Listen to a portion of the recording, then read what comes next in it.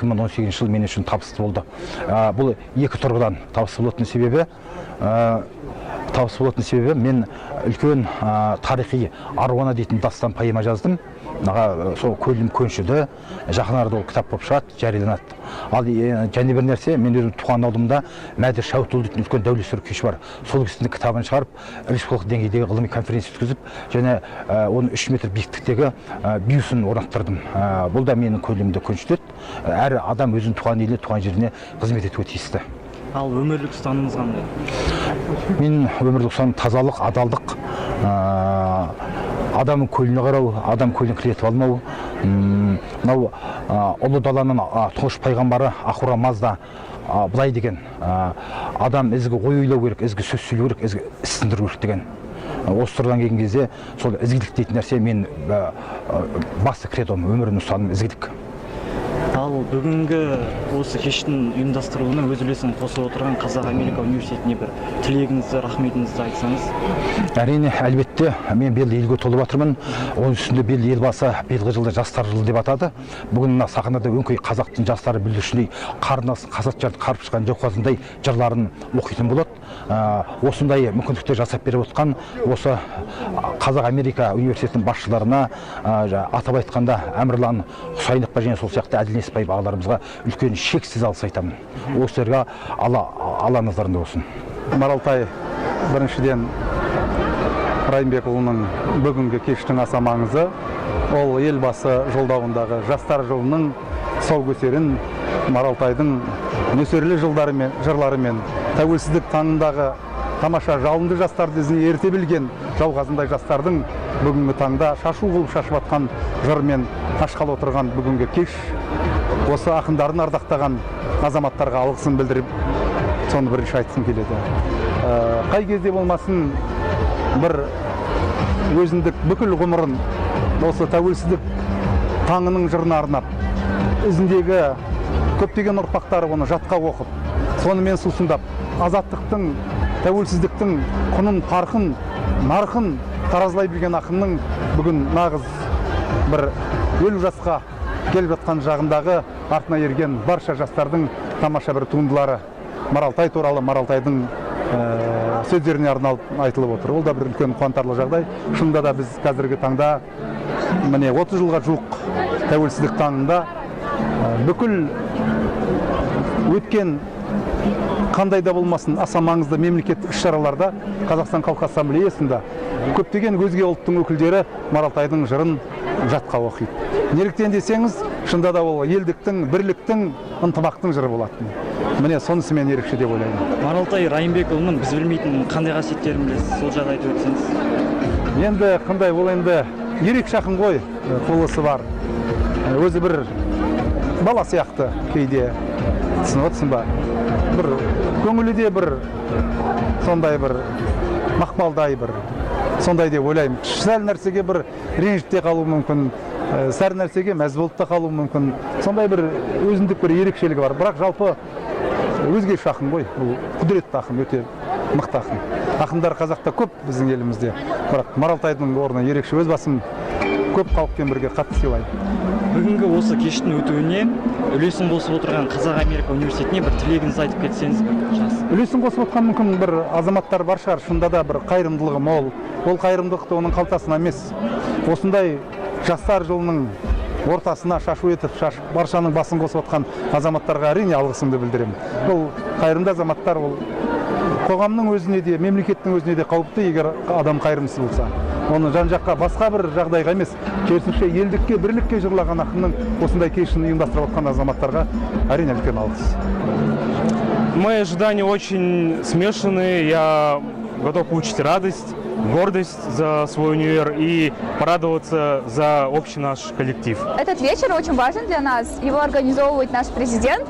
И мне кажется, это очень огромная возможность просто окунуться в этот мир поэзии, так как казахская поэзия, она совсем другая. Это что-то традиционное, что-то интересное и что-то народное. Алматы. Сені ару деп алдайды жұрт, алдайды. Етегіне қол жүгіртіп аржайлы сөз қозғайды мына қоғам оңбаған. толмаған. Ару болсаң, сені неге сүймейді олар жүрек жоқ, Мейлі, біреулер жүр сатқысы кеп, сені де атқысы кеп, қолдан келсе, мені де ұрлап кепкен, сенің нәзік назыңды, Астана деп аталатын тәжіңді, сені сатса айналасын ақшаға, мені атса жол ашылар басқаға. Соны ойласам, от өзегім өртенді, жапқым келіп жыртық көрпемді. Көше бойлап ұлдарым тұр құл болған, көше бойлап қыздарым тұр күн болған. Биік аласарып армандар, биік үй тұрғызып алғандар. Сенің ашық күндігіне қадалып, үмітіне түкіреді далалық. Күн кірмеді, босағаннан талтандап, жат құшақта күнін өттау жаутаңдап. Ақындардың жесіріндей Алматай, ақындардың жесіріндей Алматы. Қошеметтеріңіз.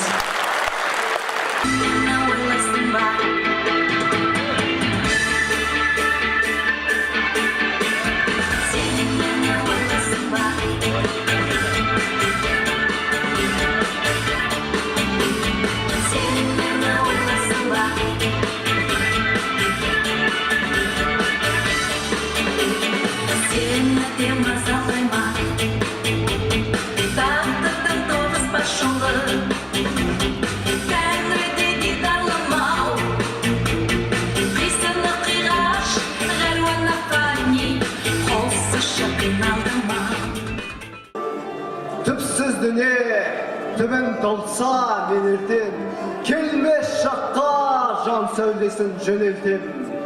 Ай толғанда, күрсініп қақ көкірек, сүрінгенде, күрен түсті көлеңкем. Мен тірі жан, ол тірі жан, Тәнігіл, Табысбек, сәтсіз болды бәрібір.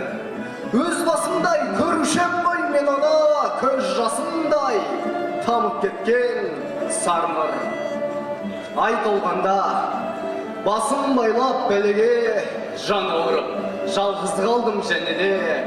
Толған айдан толқынынан көрдің ғой, менің демім өрт шарпып тұр әуеге. Мен сезбеген ішінде бір күнәға, мазандалса бәк махаббат кінәлі. Басымдағы айға тигіздерінді, көктік айға мінәжат. Түн ортасы, түннің түріп түндігін, жұлдыз ақты, анау жұлдыз кімдікі. Түптің түбі, біз жолығар нүктеміз, көктік ай мен жердегі айдың кіндігі.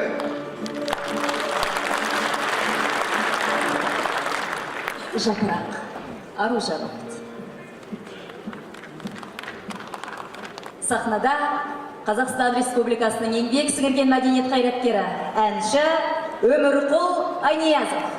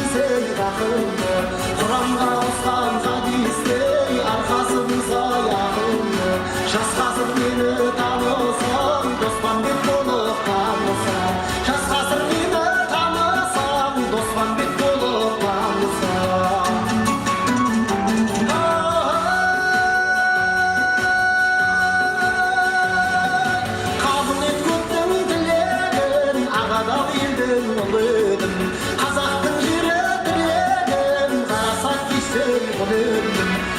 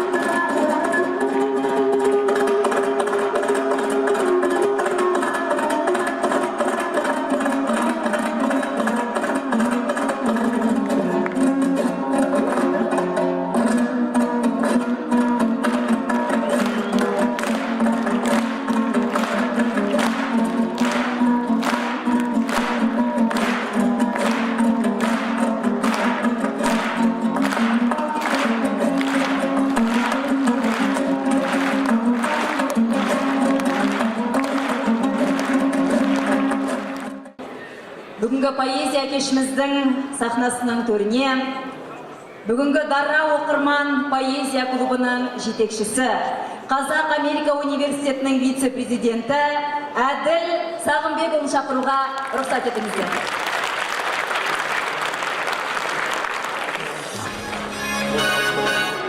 Ассалаумағалейкум, қадірменді жүрші қайуым. Жырға кешке қош келіпсіздер. Қазақтың қас батыры Бауыржан Момышұлы «О, поэзия, қандай құдіреттерің» деген екен. Александр Блок «О, поэзия, ты нетронутая красавица». Маралтай қалай айтады? «О, поэзия, алқымына ердің демі тимеген пәк сұлусың» дейді Маралтай. Ердак айтқандай, қоғамға келетін қиянат пен жаман нәрсенің бәрі бірінші талқандап өтетін қамалы ол ақынның жүрегі дейді. Қадірменді қалайық, ақындарымызды сыйлайық, ақындарымызды қорғайық. Еліміз аман, жұртымыз тыныш болсын.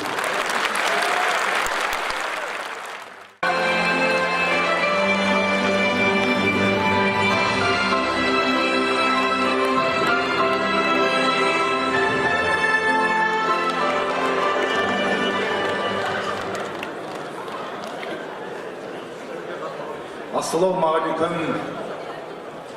Аса қадірлі, аса мәртебелі, жүректері жыр деп соққан мен бүгінгі жыр кешіме алтын уақыттарын қиып келіп отырған асыл сүйекті ағаларым, адал ниетті апаларым, ардақты ағайын, сіздерге басым кием.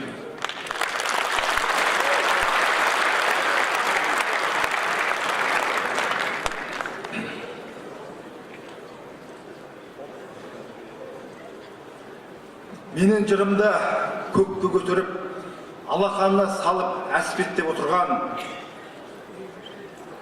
бүгінгі осы кешті ұйымдастырушы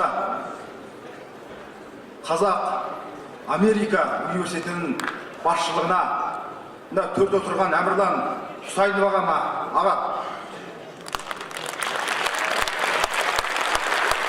және сол сияқты қазіргі алдарыңызда өлең оқыған менің барша өлеңді жатқа оқитын Әділ Несіпбаев ағама шексіз алғыс айтқым келеді.